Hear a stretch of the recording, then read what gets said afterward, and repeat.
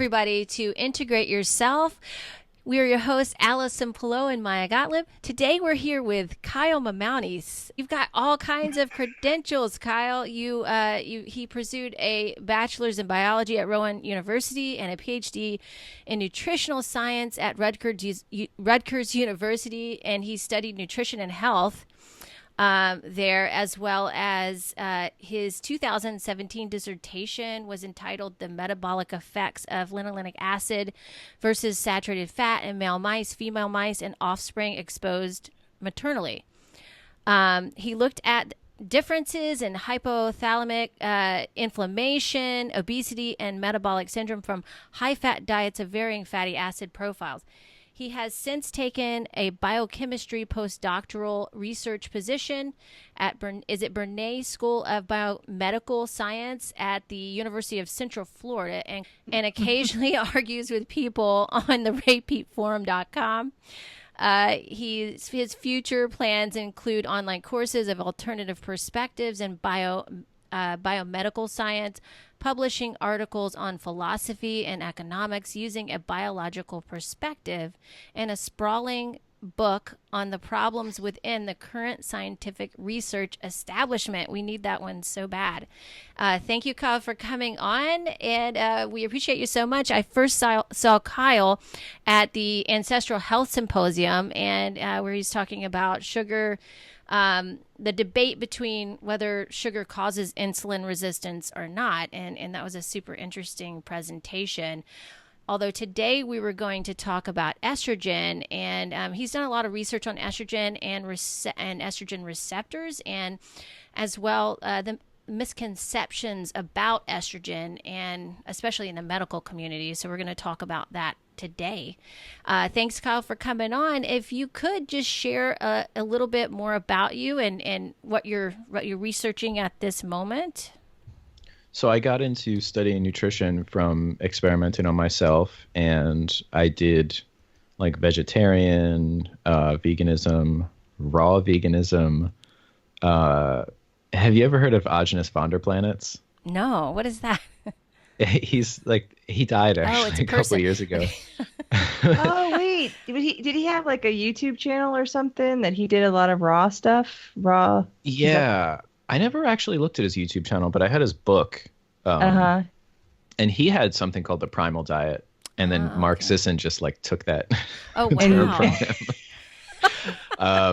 He wasn't that popular. But yeah, that's when I started like eating like raw, like unpasteurized milk and stuff like that. And then I tried like a paleo diet where I was just eating raw meat.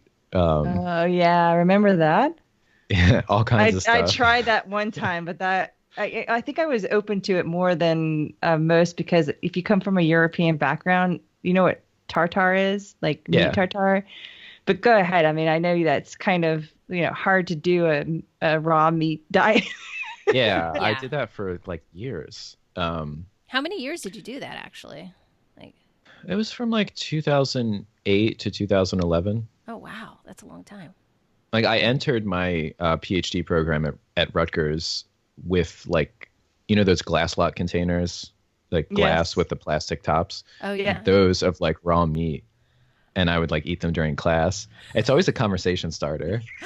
I bet. Because people know what raw meat looks like. Yeah, right. Yeah. There's no fooling them. It's like, oh yeah, this is just regular cooked meat. They're like, no, that's raw meat. I see it.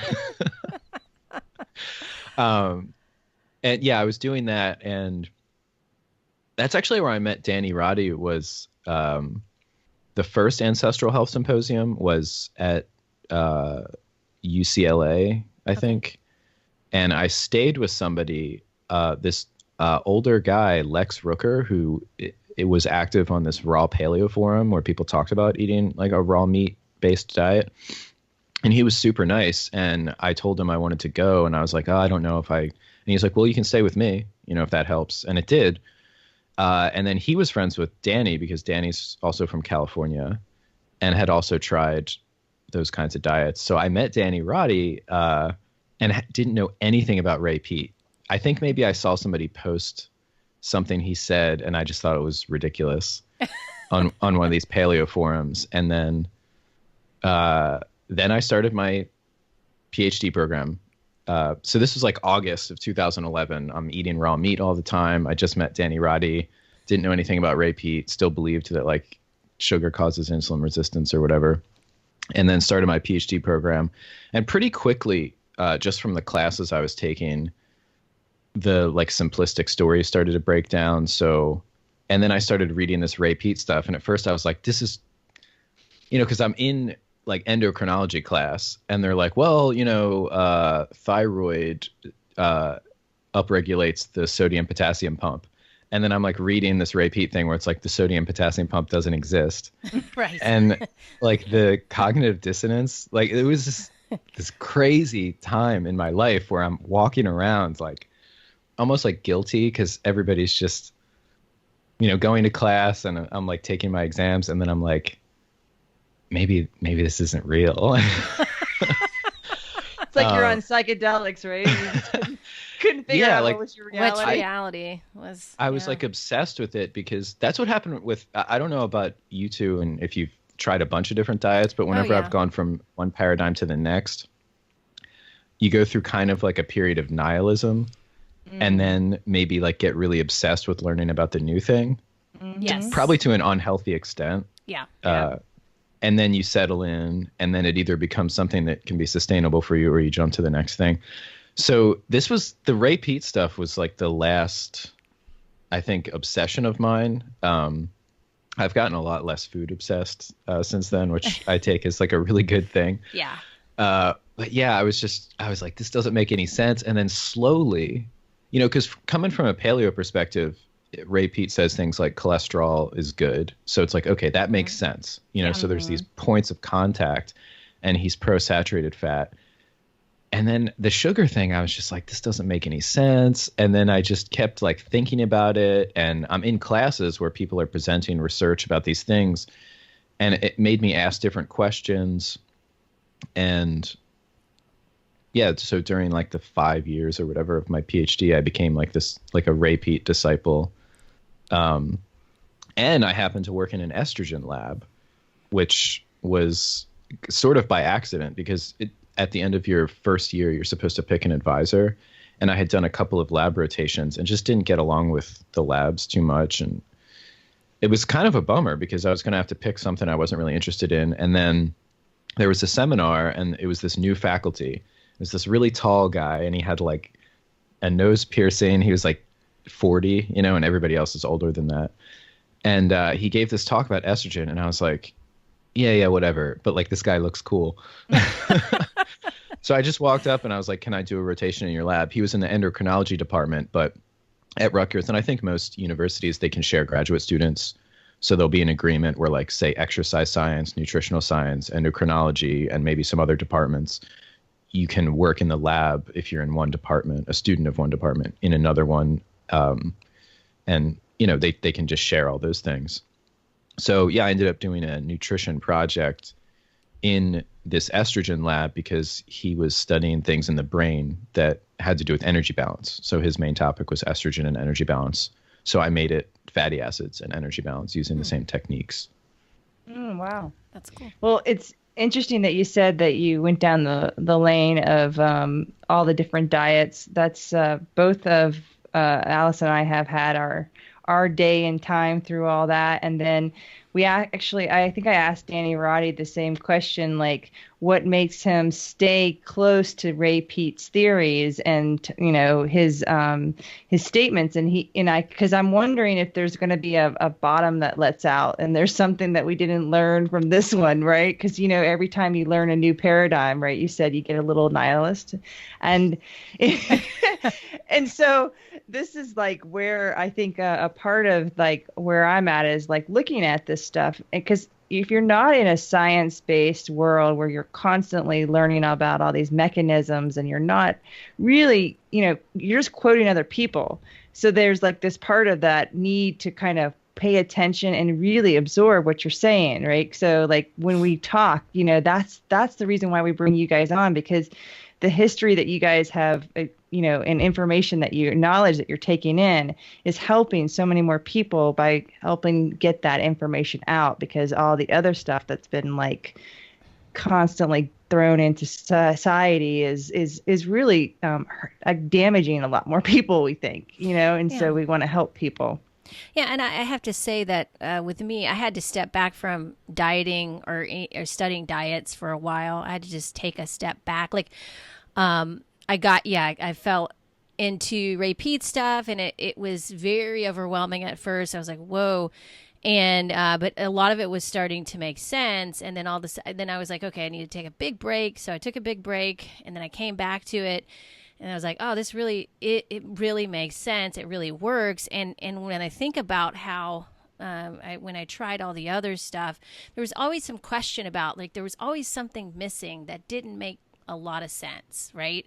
And for whatever reason, like I just keep getting things keep making sense with a Ray Peat inspired approach, and so that's why I personally keep like wanting to know more, because it seems kind of endless with the the information, because there's just so many circles of truth within his stuff. So that's my take on it. We've definitely been through many, many different diets for sure, and I know you've probably been through more than I have. Like I did the vegetarian thing for a month, and I couldn't do it. I was like, oh, yeah, no I tried the raw vegan stuff. I tried doing, I created my own supplementation because I was in an idea of, well, you learn like how to make things, so you get creative. And then I remember just looking in my truck one day because I was a triathlete, and all I ever did was carry food with me, right? Because, I'm out doing, 60 miles, 100 miles on a bike, or I'm running whatever, 20 miles or whatever. And so my car was my like refrigerator, right? So I would carry all this stuff, but it was all like made from plant-based, because I it's learned a lot of from work some. to have to do that kind of thing, to do It that kind of diet. absolutely was, and it's that part you're talking about, the nihilist part of you, that you're just like obsessed to learn, and then like you look back and you're like, what the hell have I been creating? Right. Like, it's kind of one of those moments of life, like, whoa, wait, come on, this isn't this complicated. Why are we making it so complicated? Yeah, it's a psychological thing, because I've always been attracted to extremes. I kind of hate when people say, "Oh, everything in moderation," because it's like, not really. I mean, it's not like, oh, just a little bit of poison. No. But at the same time, there is a difference, and this is what I like about Ray Peat, is he doesn't advocate total elimination diets, and I think pretty much everybody else does. Or if you're not doing well on something they say, they'll double down and say, oh, well, you need to cut out, and so although I'm attracted to extremes, I think that attracted me to things like that, where it's like, oh, I feel, like when I was doing the raw vegan thing, especially at first, I didn't know, I was like 19. I didn't know what foods had more calories, like in terms of plant foods. Mm-hmm. So I would just eat like raw vegetables that, I mean, like was like a couple hundred calories, and I thought that was a meal. I was like 135 pounds, which, just for comparison, I'm like 175 now. Oh, and, wow. Way underweight, sounds like. Yeah. And like, I would just, like not, and I'd always be hungry. And all anybody ever says, like online, I got into some forums, is, oh, just wait until like you get rid of all the toxins, and then right. Yeah, it's always it's like the politics of delay. Like just exactly. Just hang in there, it'll happen eventually. Well, I think that's a really a good psychological aspect to maybe talk about, because most people feel like we always have to do something, and like the liver is your main event, right, for everything. But for some reason, everything is like a detox of the liver, detox of this, detox, and it's like we're creating the psychological idea that we're supposed to do something when the body automatically doesn't. If you just stepped out of the way, you'd probably would be in better health than if you just stopped interfering. Absolutely. Yeah, I agree. Yeah. I even think the mainstream, like, have you read some like what Ray writes about, and he quotes people like Gilbert Lang about like theory of the cell and stuff. I even think that the theory of the cell that people use like gets them to feel like, oh, if only I could just, like, they think like I've got all these sacks of liquid and there's like garbage in my sacks, and if I could just like detoxify that, and it'll be like when I was 17 again or something. Yeah. That model like mentally helps people have that delusion and sort of strive for something that it's just not real. Like, that's not even what their body is like. It's just a stupid cartoon drawing in these textbooks that isn't really backed up by anything. And people make decisions because when somebody decides that something makes sense, there's always an emotional component to it.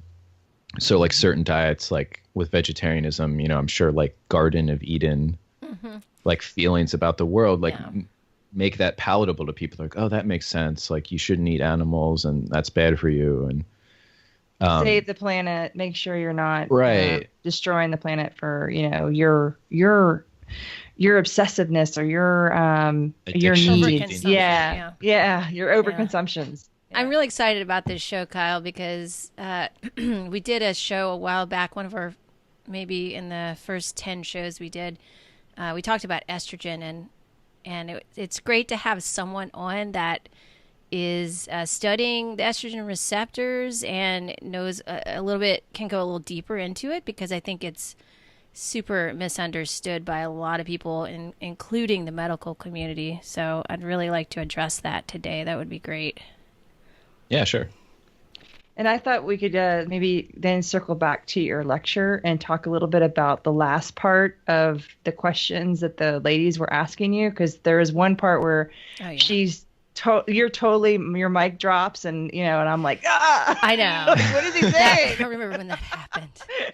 And she's like, oh, I'll repeat the question, or repeat the answer. And I'm like, yeah, but that wasn't what I wanted to hear what you had to say, because it was a really good question to why people sit there and want to fast and all that, and where insulin resistance comes from, the idea of it and all that kind of stuff. So if we could kind of bound backwards, that would be awesome. If a clinical outcome or an experimental outcome of like fixing the problem or certain markers that people have set by, say, cutting sugar out of your diet, like fixing whatever you're measuring, if that's ever happened with another manipulation, like, say, cutting fat out of your diet or fasting or exercising or taking a drug, if you're going to conclude that because removing sugar from a patient's diet corrected something in their blood work or even made them feel better or lose weight, you would have to conclude,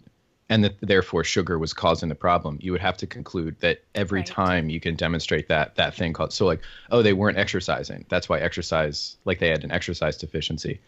And it gets really ridiculous because, like metformin and the thiazole and nedione drugs, they're like insulin sensitizing drugs that some type 2 diabetics get put on. Okay. I don't know. I don't know of those. Yeah, just like the more popular ones. Nobody would say, oh, they were insulin resistant because they were deficient in this drug. Right. So it's like a one. It's like a one track. So like, oh, the sugar was causing it. So that's the argument they make for when they say sugar causes insulin resistance. That's what you're saying, basically. Yeah. Well, basically, like it's not taking out sugar fixes it, therefore sugar causes it. But taking out a lot of things fix it. Right. Like people can eat a low-fat diet and lose weight and improve insulin sensitivity. So would they then say, "Oh, I guess the fat caused it"? But they'd be like, "No, that's different." So basically, there's no absolute like variable that will always consistently come through and change every time. It doesn't come consistently. It's not always the same thing over and over again.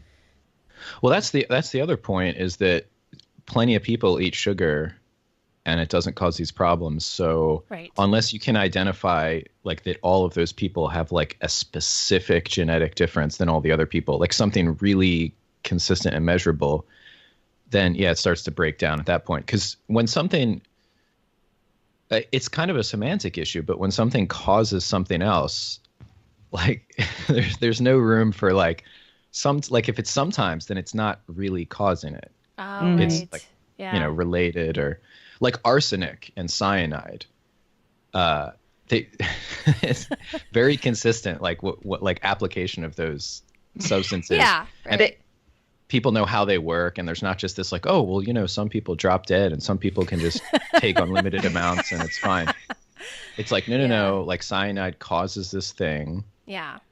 And, some people might need a slightly higher dose to die, but it's pretty consistent. Absolute. Yeah. Yeah. So it just depending also with the whole, going back to the sugar thing, like someone's metabolism is going to, that's really what is the depending factor, right? On how somebody, reacts to sugar, I guess, in some ways. Too, right? Yeah, I think that like one of the things, so when you had asked if there's anything that is consistently whatever, like causes or there's not really anything that consistently solves the metabolic syndrome, but you can consistently cause it in people with like endotoxin, like if you just give anybody an injection of endotoxin. So that to me says a lot. And I think sugar, one of the ways it might help is maybe macrophages, like infiltrating the tissues, just produce more cytokines when there's sugar around, because it's such an efficient fuel source for them. That's a great segue, because I actually liked the slide that you put up about the adipose tissue, or the physiology about the cytokines and the secretion of the adipocyte secreted fatty acids. Mm-hmm. And you were talking about how releasing that fatty acid can, you don't necessarily want to do that. You don't want the insulin to come about, so sugar is going to help that fatty acid from not escaping the cell. Is that correct? Am I on the right track of what you were saying in that slide? The macrophages, yeah, you don't want to recruit them, and specifically the more fatty acids. When the adipose tissue is in a state of secretion rather than uptake, it induces macrophages to enter a phenotype where they secrete more cytokines. So for whatever reason. So what I was trying to relate in what you were saying was like, so people do the fasting to lose weight. Somewhere in that discussion, I was trying to figure out what happens when someone tries to lose weight, right? They go into either fasting or they go into ketosis, and they're trying to get rid of their body fat. Mm-hmm. Can you kind of explain what happens with the fatty acids when you're doing fasting? Because people do get accomplishing effects by, restricting their diet, but when they reduce the fat, there's still something going on that's creating an environment that is kind of, in the long run, utilizing too much of the fatty acids, or am I kind of mixing two different things? If you can kind of see what I'm trying to go at. So I think one thing that makes it confusing is people will say, oh, I shifted to like a fat burning metabolism. Right. Yeah. And people say that in biology for a lot of things, but biology is very rarely like an on and off switch. It's always like in percentages. And there's tissues like the adipose tissue itself, heart, muscle, the myocytes of the cardiac myocytes, and skeletal muscle at rest are always using fatty acids, no matter, even if you're eating a zero fat diet, like you'll be producing some fatty acids, they'll get taken up by those tissues and oxidized along with some sugars just at all times. So when people start to either just not eat food, like fast, or cut out carbohydrates or just sugars and start to eat more fats, they shift the amount of fatty acids that are being used in the more flexible tissues like liver.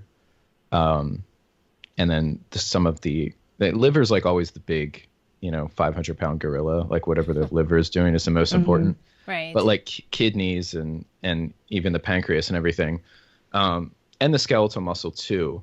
So as you do that, I don't really think that many of the weight loss effects are because you're burning fatty acids.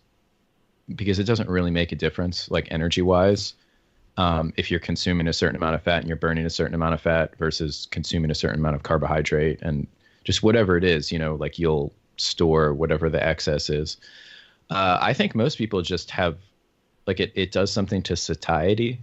I think if you cut out really any macronutrient, it's really hard to eat a lot. Like if you just don't eat protein or fat or carbohydrate, any one of those, I think that's one of the biggest things. And, that causes the weight loss effects. But what the problem is that, and it's not always a problem for everybody that they would see, but if you are losing fat, you're secreting all these fatty acids that you built up over time, that's going to cause a certain amount of damage just by the fatty acids being secreted because of what happens with macrophages and like the adrenal system gets taxed in that situation. Because that was what the first talk was about from the year before, the 2016 AHS. I talked about why you don't want to be a fat burner. Yeah, I remember you talking about that on Danny's show. On the Generative Energy podcast, and you guys were talking about fat metabolism and ketosis and yeah. Right. So because half of the story is because the fatty acids don't just, it's not like, your body's like, oh, they're eating fat, so now we're gonna, like, there's like, a bunch of things that happen physiologically, and they're not really good. They're not associated with like a healthy physiology. They're like the same thing that happens in starvation is what happens when you cut out carbohydrates. So there's that, and then there's actually the fatty acids getting secreted and used, and those are two different problems. So one of the things you mentioned was endotoxin, and I remember listening to Ray Peat's interview on K-Mud, and he talks about endotoxin and that it's made out of a fatty acid and a sugar, the LPS.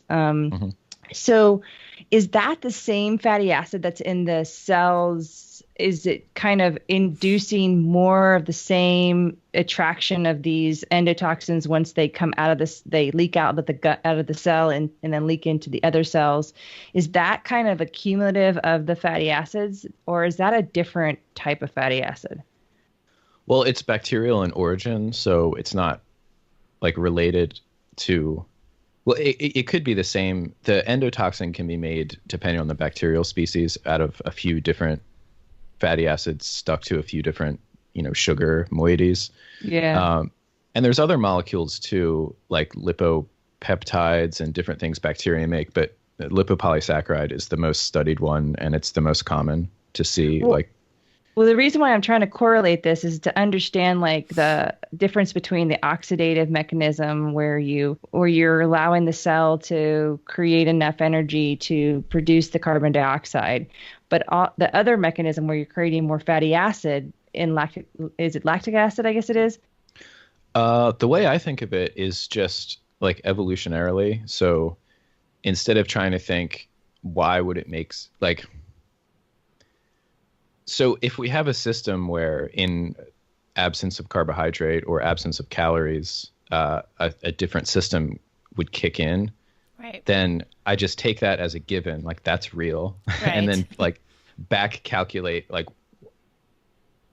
because it's there for a reason. So it's, it's probably not some sort of like mistake.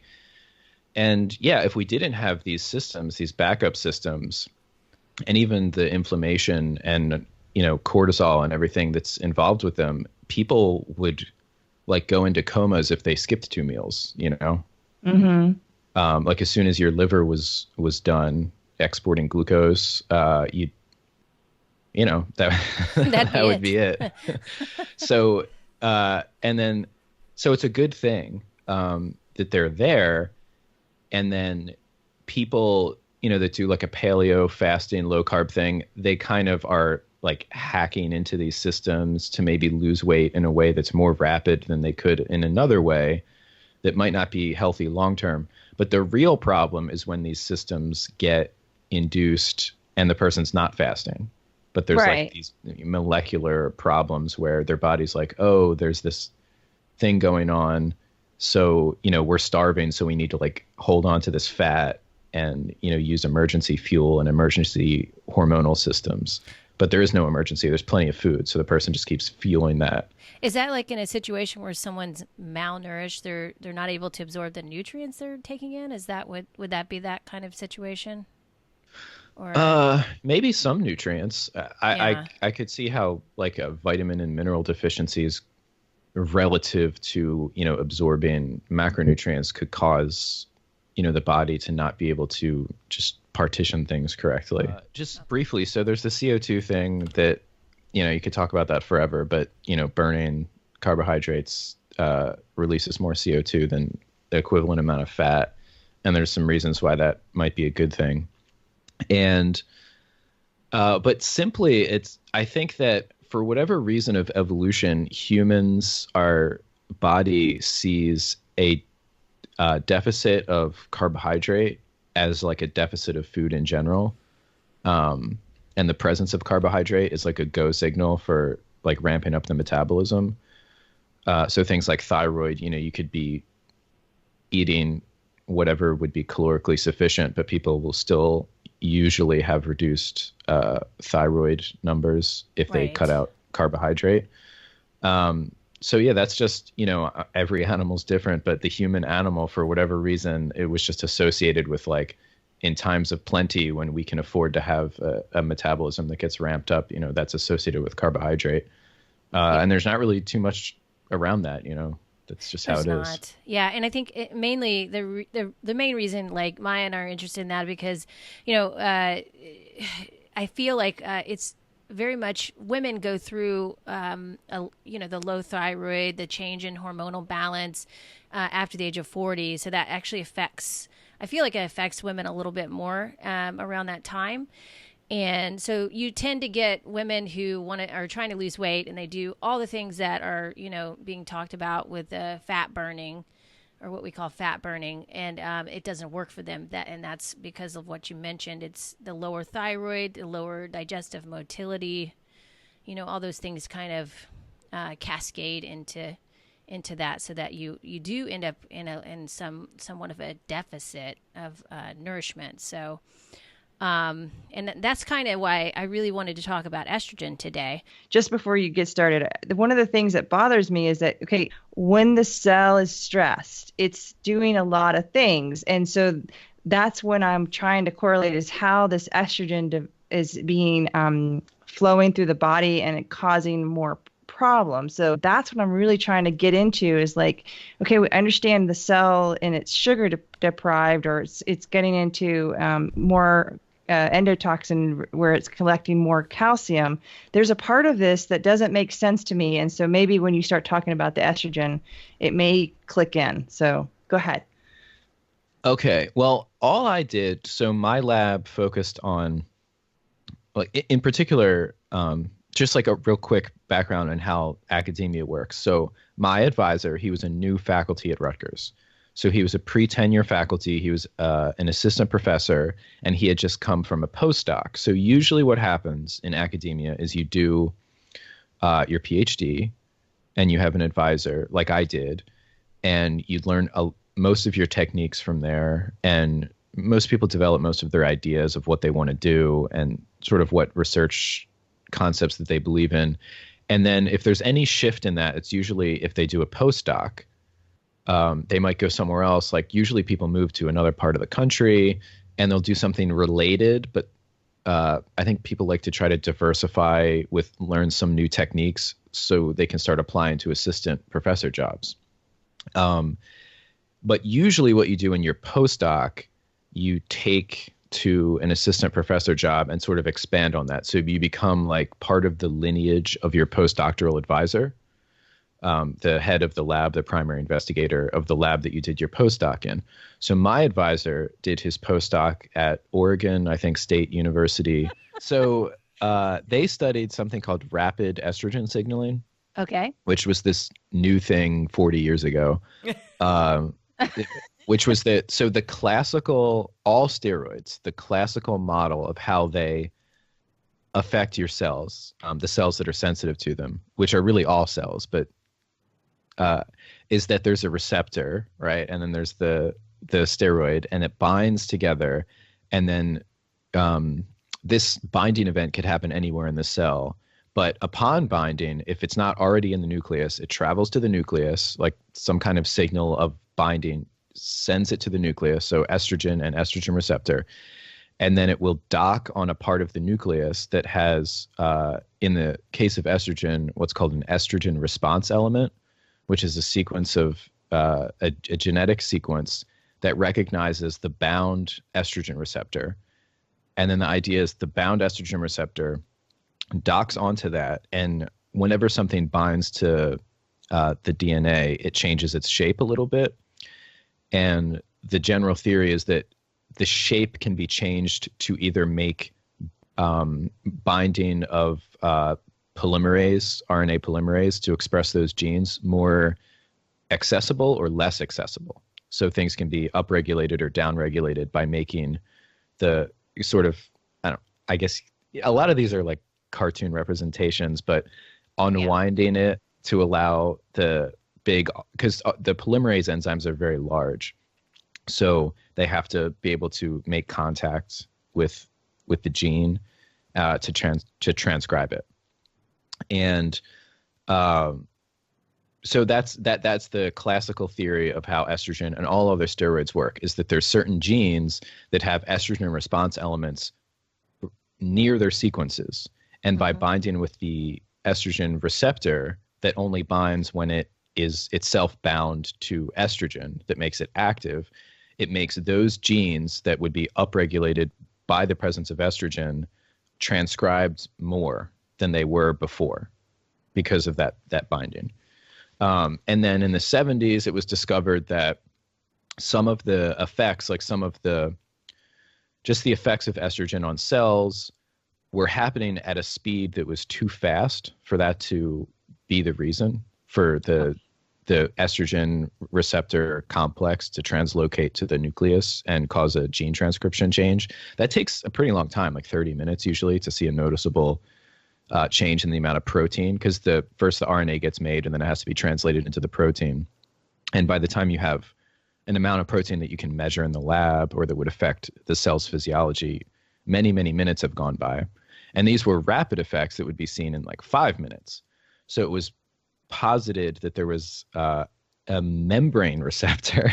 I hope this doesn't sound boring. It's so convoluted. No, I just keep going in the back of my head going, well, Ray says there's no such thing as receptors. So. Right, yeah. And there's no membrane either. I know where you're going with this. Right. So this is just the mainstream explanation of, when observations happen that don't fit their previous model, unfortunately what happens is that, the incentive is to create like another detail that would explain that rather than go backwards and like reassess the previous stuff. So it sort of builds up. That's how it happens. Okay. Right. because your people's careers are bound with the ligand of their previous data. And they can't upregulate their income if that receptor complex doesn't happen. That's great. If you look at the publications like rapid estrogen signaling, there's people that say there's a separate receptor that can receive the signal of these steroids at the cell surface. And then there's another theory, which is the one that my advisor was working on, which is that estrogen receptor itself, when it binds with estrogen, even just in the cytoplasm, can have effects on the sort of usual suspect downstream effect molecules like cyclic AMP and like that whole. Whenever you look at a receptor, it usually goes through like an alphabet soup of 3 to 10 enzymes and then eventually does something. So that was the theory. And the main way he studied it, so you can study estrogen receptor pretty easily by making a transgenic mouse that just doesn't have it. So that would be a estrogen receptor knockout. And then compare that to the wild type. And then somebody developed this thing called the knock-in knockout. So a knock-in is when you add something and a knockout is taking it away. So this was adding a messed up estrogen receptor, that everything was the same, but that DNA binding domain that connects to the estrogen response element was messed up, so it couldn't do it. But these animals, they had a phenotype that was in between for some of the metrics of the wild type that has a fully functioning estrogen system and the estrogen receptor knockouts. And that was the main field of study that was going on in my lab. And it's kind of how I learned about estrogen receptor. And I had my advisor explain this to me like so many times. And it's one of those things, like, can you tell when people don't really know like what they're talking about?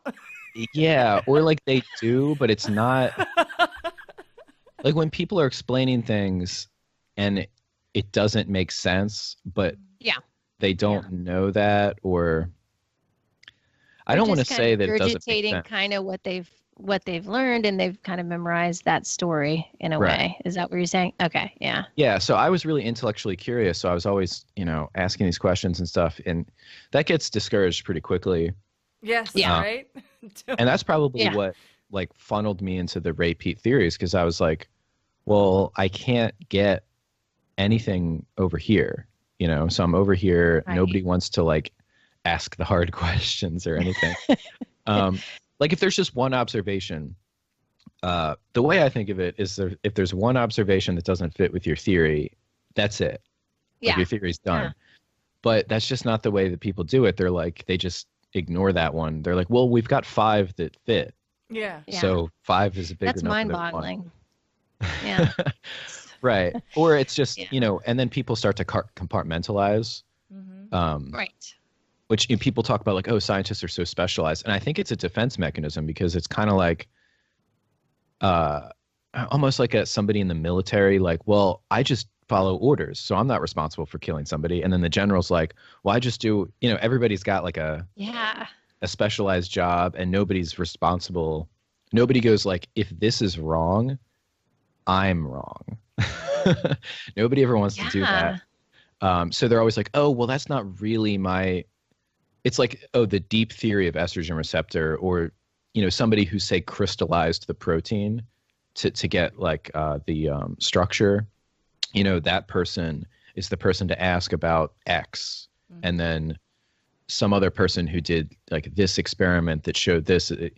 And then, because when you get to these things where, say, the theory doesn't make sense, people just defer these other people. And so you can't get everybody in a room, like 12 people that would be an expert on each thing, and then be like, okay, does this make sense? Because it's just not practical to ever do that. Or truthful. Right? Right. Because why would anybody want to know the real truth of what's going on? Because someone's going to end up having to pay the price of being wrong. Well, somebody. Like you said. So they're and somebody has to say they're wrong. That's and then especially if you're making money off of a product that you developed because the science backs it up. Like I heard one time Ray Pete, I was listening to one of his radio or one of the shows he did, and he said, well, you can patent estrogen, but you can't patent progesterone. Yes. Yeah. So I remember when I heard that. Wow, that's so crazy. Yeah, that was when I decided to write the book that I'm trying to write. That when I heard him say that, because I was trying to figure out, after I pretty much accepted like that I agreed with Ray Pete, I was like, but why the hell are doctors always pushing estrogen? Like, and why is the research community always pushing estrogen? Like in these departments, like whatever biomedical, whatever department of whatever university, it's not even 9 out of 10. It's like 49 out of 50 mentions of like female this, female that. It's always estrogen, always estrogen. And I would just like as a joke be like, haha, what about progesterone? And it's like people go, oh yeah, somebody, it's just completely ignored. And it's like, shouldn't they be sort of like equally considered, at least? It's just equally considered. Yeah, and, exactly. And then when I finally heard him say that, I was like, it just made everything make sense. And I started to understand that what's taught in the universities is just back titrated from the pharmaceutical system, and then they control like the American Medical Association, which controls what's taught at the medical schools, which has to be the same as what's taught in like to PhD programs. So it's this whole thing where, and nobody knows about it because everybody's compartmentalized. So they're like, yeah, everybody just agrees that estrogen is the most important thing for females. And everybody agrees. Even, you know, despite the fact that many females have major issues from taking it, you know, I just don't even, it blows my mind. And there's studies out there as well that tell you, you know, the negative effects of estrogen over time. So, you know, at this point, there's no excuse for really giving people estrogen, I think. That's my opinion, but yeah. Yeah, I gave one of the classes, actually I had like 3 classes. They're my favorite classes in graduate school. They were seminar classes where the students would practice giving talks, like as if they were at a conference or something. Kind of like the talk that I gave at AHS, but more formal. And you'd pick a topic that's not exactly what your dissertation is going to be, so that it's not just, you know, practice for doing that, but something that you kind of like are interested in on the side. And one of the ones I did was estrogen not preventing osteoporosis or no, what was this? Or heart disease. One of the things that estrogen supposedly, like the reason why women have less heart attacks than men is I think estrogen. it's heart disease. Yeah. And I went through and showed all these studies about like giving postmenopausal women estrogen and how it didn't seem to help. And every one of the big clinical trials was ended before its planned end date because the amount, they have like a cutoff point for if the amount of breast cancer or uterine cancer is higher than the placebo, a certain amount higher, they have to stop the study. Oh, wow. You're killing too many people with the product. Too many people. Yeah. Jeez. Yeah. We got to pull the plug. We'll try it again next year. Stop now. Maybe you could talk a little bit about the estrogen and help me geek out a little bit. We talk about it like as the pregnenolone, right? And it's the grandmother of everything in terms of where progesterone and estrogen come from. Can you talk about a little bit of the estrogen reception and what happens when it's released and it's created and where it goes? Because one of the things we try to tell people is how to eat a carrot to help reduce the endotoxins, to help release the estrogen and stuff like that, and maybe correlate that in there if you can. Oh, that's a pretty that's a loaded question. So okay, well, here's all right. I'll try and find a part somewhere I can start on that. One of the things another thing that Ray Pete said that I found interesting that got me thinking differently is that because one of the observations that maintains like a sort of estrogen story is the estrogen in the blood, and a lot of times, you know, like postmenopausal women will have low serum estrogen, and so and if they're having some kind of problem, like their bones are losing density or whatever, it makes sense. Like, oh, they don't have enough estrogen because they're not, you know, going through a normal estrus cycle. And it ends up that progesterone, you know, kicks estrogen out of the cell. So it opposes the estrogen receptor. So those women might have like a bunch of estrogen in their cells, doing a lot of stuff. And then you just give them more. And that's not a good idea.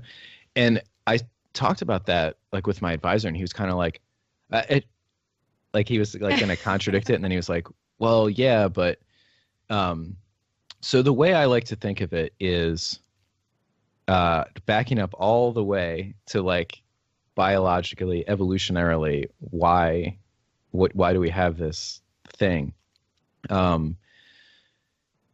And so, you know, in the human, you know, you have the two sexes, and unfortunately, to be able to be fertile and just go through the whole cycle, you need a proliferative signal in the uterus, and for certain things to happen that are essentially stressful and quasi-cancerous, like almost like a controlled bout of proliferative, like a benign malignancy that would happen very temporarily, so that an egg can be able to be available for fertilization and then survive after that, and all of that stuff. Okay, so it's no surprise that if you have that requirement, then the body will evolve a way to fulfill that requirement, and it's the estrogen system. And once you have a system and you have a molecule, then as evolution continues, other systems will use that molecule. So like breast tissue growth. You could probably genetically engineer an animal that would have breast tissue growth from a different molecule. But since female fertility and sexual maturity is already linked to the estrogen and progesterone system, why not just have those things be the same thing, right? Like all of these things are kind of pushing in one direction towards creating a sexually mature female human. Mm-hmm. And then progesterone is, to my way of thinking, the thing that's there so that estrogen doesn't do what it would normally do if it was completely unopposed, which is just cause uterine proliferation to continue, or, and in the breast tissue and everywhere else, and cause, breast cancer, cervical cancer, uterine cancer, cancers in other tissues too, but those first. And it does this by kicking the estrogen out of these tissues so that it can be metabolized by the liver, basically tagged as we can excrete this. Right. And so the problems come about when the estrogen hangs out for longer than it's supposed to, either because there's not enough progesterone, or if the liver is like sluggish, to use like a non-technical term. Yeah. And then, stuff like the reabsorption of estrogen in the bile, and that's what you were saying with Ray Pete and the carrot idea, is that, the bile has all of these things that are like lipid molecules that help solubilize intestinal lipids to absorb. And you can get rid of some of those that get sort of just thrown in there with, even like charcoal or whatever, things that just sort of absorb it. Adhere to it and like sequester it away from reabsorption by enterocytes. So, and was that like did that make sense? That was that made sense. Because that was an interesting way to put it too. Like estrogen being kind of like a temporary cancer. I've never heard anybody describe it that way. Yeah. Yeah, it's a little hyperbolic, but just it's. I mean, its job is literally, it causes proliferation of cells. Right. And sort of like a stress, like an activated cell, like the cells take up more calcium, basically everything that happens in cancer. And indeed, everybody knows, even the pro-estrogen researchers and doctors, they know that, a certain amount of estrogen will cause cancer. Yeah. Like it's just an inevitable thing that, like, if you give a woman estrogen with no progesterone at a certain dose, her likelihood of getting like breast cancer or uterine cancer or whatever is like, phenomenally high. Yeah. So it's just a matter of, and they would say, oh, well, like we just need to have enough to have the beneficial effects and not so much that causes cancer. But what they don't realize is there are no beneficial effects. Yeah, that's what I'm finding out. Estrogen and endotoxin and some other things, they seem to affect the way the cell interacts with water. Mm-hmm. So, because it fills the cell up with water as it holds the calcium and causes the increase of nitric acid, right? Right, bulk water. Okay. So generally, and that's where the mainstream cell model breaks down, because to them, the cell is mostly bulk water, and then there's like a little drawn mitochondria here and whatever Golgi apparatus or whatever like the different organelles are supposed to be. But if you just do I don't have the calculations in front of me, but the amount of protein in a cell and then like the volume of the cell and just look at the density, it's so dense that in between the different proteins, on average, there might be like 3 water molecules, you know, and at that level of density of material, you don't have water as we think of it. So one thing that I always ask people is, have you ever had 2 microscope slides, like glass microscope slides, and put them together when they're wet? Right. Yep. Versus when they're dry? You can't pull them apart. Right, because you have to shear them apart this. You can't pull them apart. And how the hell is that water? And this is like the Gilbert-Ling hypothesis, but Pollack started with that too, is that, you know, the cell is this big bunch of protein that is a little bit more negatively charged than positively charged. So it has this net negative charge, and it pulls in positively charged ions, and mostly potassium, because potassium's hydrated radius is smaller, so it gets in these nooks and crannies, and then water always comes with it. But at the amount of protein and the small amount of water relative to that and the ions, it's not really like a liquid. It's like a more like Jell-O, you know. I mean, everybody knows that all Jell-O is just, I mean, you put sugar in there too, but you can make the same thing with just the gelatin and water. Yeah, that makes sense. That makes sense. Right. And so if you just show somebody that, it's like, is that water? You know, and the amount of protein in gelatin, like to get that colloid, that level of firmness, is not even the same density as in the cell. So if you think of like how jiggly and how soft Jell-O is, that's much more closer to bulk water than your cells are. Right. Which is pretty obviously true, because if you just look at yourself, like, you're more solid than Jell-O. Right. One hopes. Yeah, hopefully. Well, it makes sense in a way that talks about the leakiness, like, of the cell when it starts to basically break apart, and that's the cell proliferation part. And so if estrogen does the same thing, causes more increase of water to come in and change, I guess, the ratio of the density, you know, of that bulk water, then you're basically doing the same thing. You're flooding the cell into the point where it's just going to literally just fall apart. And so if endotoxins does the same thing, and then estrogen does the same thing, that makes more sense of why cancer is that same kind of mechanism, right? Because it's the cell constantly breaking down, and getting caught up in a certain loop, right? Because the system doesn't run like it needs to, right? Yeah, probably the biggest signal for a cell to split into 2 daughter cells is the amount of bulk water in the cell. So when you measure just like cells, you know, growing on a petri dish, you can tell their generation times, and you can measure. Well, actually, the MRI machine that detects cancer, what it's really detecting is how much bulk water is in the cells. Oh. Which is really funny, because that's a big Gilbert-Ling thing. The guy who invented it was, I forget his first name, Richard maybe, Damadian, and somebody else got credit.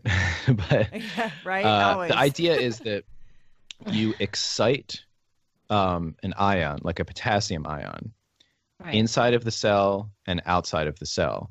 So if you're sending this energy in, and it's going to excite these ions at a certain wavelength of energy, and then as you take it away, they'll de-excite and fall back down to their normal spin and energy level, and that you can measure that in this scanner, how long that takes to happen. So if there is more bulk water, then an excited ion will take longer to fall back down because it has more space to move around. Whereas if it's in this complex with proteins in this tight colloid, it will come back to its unexcited state faster. So the difference in those 2 times, that's how you can basically detect cancer, is these excited ions, their relaxation time is longer, time to relax. So that indicates that there's cancer in that area, because there's bulk water there. If you think about like a slow thyroid too and a slow metabolism, and those are all kind of the characteristics of someone, just the overall energy of someone that is going through something like that, right? That reminds me of the test that you can do for thyroid on someone's reflex ankle. Yeah, the reflex thing. Yeah. That would be, I guess, a good low tech test too for that in a way. I mean, that's kind of related. Yeah. Because the thing about like muscle and tendons and basically all cells, but people think that the like contraction is where you're spending energy, but really it's the relaxation and the ability to contract again. Because like if you've ever picked up a dead animal or something, and they've been dead long enough to have gone through rigor mortis. Their muscles are tight and contracted. Oh, yeah. So it doesn't, there's no energy in there. Right. The energy allows them to relax and then have this potential to contract. And it's kind of like that at the entire cell level. Like the cell needs energy to be in the relaxed state. And it's like a potential. And then that energy falls down and gets used to be activated. And then it takes energy to move it back up. So it's like kind of like a waterfall. Oh, this is so maybe to some extent, could that have something to do with people that are like hyper? So I'm having like a mind-blowing moment because I knew what you were thinking. I have some studies on the neurology and how the nervous system responds, and one of the teachers that I learned from said, if you can't contract well, you can't relax well. So like if you try to stimulate the cell to totally contract and let it to its fullest contraction and then release it and then do a small pulse afterwards, the body will start to release itself even more. And I demonstrated that with a client just yesterday, and I thought, okay, I'll try this. And they said to do it with the muscle that isn't the tightest so they could get the feeling of it. And sure enough, he was like, oh my God, like the whole body just relaxed. And you could see his like whole shoulders just dropped. And it was like, this makes more sense while you're giving us the science behind it. So I'm so excited for knowing that part. Yeah, I think I know that exercise. I think that it has to do with like people get like a improper ratio of like the excitatory neuropeptides and the basically like GABA and glutamate or and if you sort of like really like contract really hard and then let go, it has like a temporary like hyper relaxive effect, and people didn't realize before that they were slightly contracted. Yeah, thanks, Kyle. So Kyle, can you tell everybody where we can find you? Because I know I mentioned your blog in the beginning, nutricanology.com, and sometimes you're on the raypeatforum.com. Is there anywhere else people can find you or anything that you're promoting at the moment? I'm actually like trying to start a podcast with somebody that I met at one of the Ancestral Health Symposium things. Oh, cool. And, we've recorded like 7 or 8 episodes, but didn't actually go through the process of like making a feed yet. But it's going to be called Nutrition Deconstructed. Mm-hmm. Ooh, I like that. And it's going to be like, I guess, the philosophy of science around mainly based around nutrition. Awesome. Well, when are you launching that? Do you know, or? Good question. Well, right now that like Nutrition Deconstructed podcast.com is a website that has like the first episode on the website. Oh, great. Who are you doing it with? Do I know this person? His name is Steve Businger, and I don't know, like when you talked to me in Portland, or is that where we were? Portland? Seattle. Yeah. Sorry. You were the right continent, at least. The right side You're of in it. the Pacific Northwest. Yeah. Me and him were hanging out a lot, so you probably saw like me talking to him if you like saw me hanging out. But we met at the previous one, and he was like, he came up to me and he was like, oh, like you must like Ray Pete, because like he got the whole because I was talking about CO2 and stuff like that. Right. So yeah. We'll have to have you on again to talk about CO2. Yeah. And I'm not really promoting anything. I have all these ideas, but it's taken me forever to do them. We commend you for putting yourself out there and learning all about the science world, because when Ray told us about his dilemma of like going into like certain fields and trying to find studies that he liked without all the dogma, it sounds like it's still there, and that's kind of a hurdle to kind of have to go through just to get some information, right? Just to enjoy yourself. Yeah, I think it's probably worse now. I wouldn't recommend that people do it. Really? Wow. Yeah, it's just man. So when people ask me, I say there's two reasons that you should do a science PhD. One is if you just like your life's dream is to be a professor, and like you don't care if you have to, do things that you don't want to do, or just jump through hurdles and stuff like that. And the other reason is if you're trying to do some sort of like what's it called when you infiltrate like a clandestine infiltrative destruction of the system or something, right? Where you're really driven passionately to get the system's credentials to use against them. And so it's kind of like two polar opposite reasons. And if you're anywhere in between, like if you don't have a passion for one or the other, then because like the money, like for the amount of work it is, and like you just kind of considered like sort of slave labor, and you don't really get to be too creative unless you get into a good situation with a good advisor, or you're a very forceful personality. People get pushed around a lot, and I don't think it's worth it unless you have like a reason. Like you should have the goal at the end and be like, I have to do this to get there. You shouldn't just do it and then be like, well, I'll find a job when I'm done with this process. It's not that. It's too like abusive of a process. Well, we really appreciate you being on the show, and definitely would love to have you back on to tell us more. And CO2 or whatever, whatever you got. Thanks. It was fun. Maybe we can do CO2 next time. Yeah. Well, thanks, Kyle. We appreciate it. But good luck on your podcast, and keep us in the loop with that for sure. So. Yeah, totally. I'll let you know whenever I do anything. Awesome. Okay, cool. All right. We'll talk to you soon. All right. Bye, Kyle. Bye.